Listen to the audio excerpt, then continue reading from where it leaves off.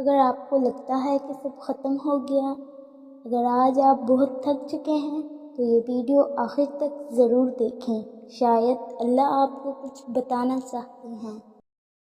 یوں بھی ہوتا ہے اکثر کہ دل کو لاکھ سمجھانے کے بعد اور بے شمار ضبط کرنے کے بعد بھی دل تھکنے لگتا ہے۔ یوں محسوس ہوتا ہے کہ جیسے اب کوئی راستہ باقی نہیں رہا، جیسے سب ختم ہو گیا ہے، جیسے اب کچھ بھی بدل نہیں سکتا۔ شاید یہ تکلیف کی آخری حد ہوتی ہے جہاں معجزوں کی شدت سے طلب ہوتی ہے۔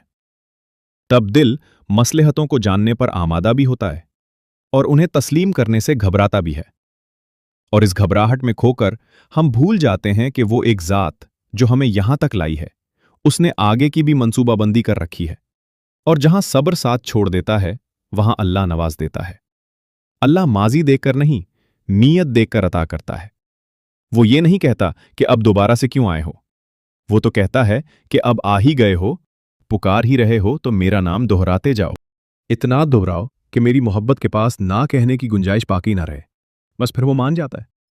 پھر وقت کیا، حالات کیا، موسم کیا، دنیا کیا، نصیب کیا، سارا جہاں بدلتا ہے، اور اللہ تمہاری ایسی مدد کرے جو سب پر غالب آ جائے۔ اللہ آپ کی مدد کرے گا، ضرور کرے گا۔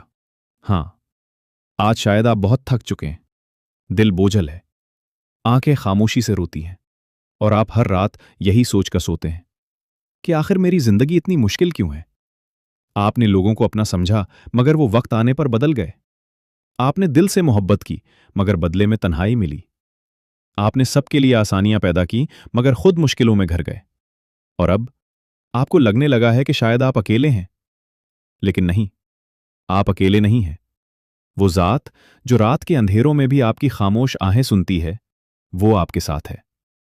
اللہ کبھی اپنے بندے کو چھوڑتا نہیں، بس کبھی کبھی آزمائش اتنی لمبی ہو جاتی ہے کہ انسان کو لگتا ہے شاید اللہ ناراض ہے، حالانکہ حقیقت اس کے بالکل برعکس ہوتی ہے۔